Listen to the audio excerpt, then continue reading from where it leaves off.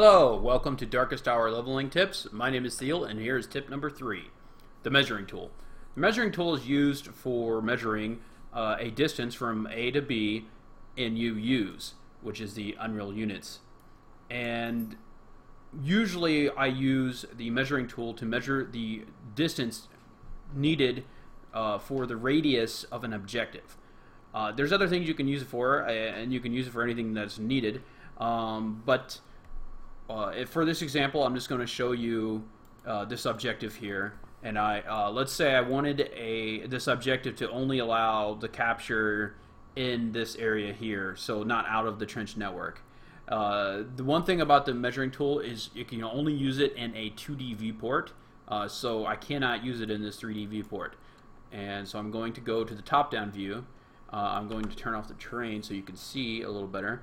And one thing about the measuring tool is it snaps to your grid, so you're going to want a relatively low grid size for this scenario. Now, I actually use the measuring tool for higher grid sizes when I want to measure out outward. But for this example, I will be using grid size 1. And how you measure, or how you use the measuring tool, is you hold down Shift. I use left Shift. And then you middle mouse down, and you want to start at the center of the objective as close as possible.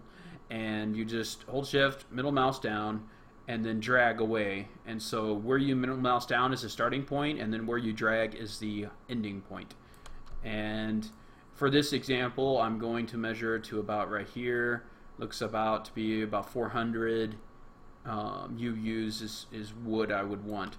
Now, in this objective, that wasn't adequate, and so I used a volume under here. You can see objective 1 volume tag, and here's the objective. The volume right here, and objective 1 volume.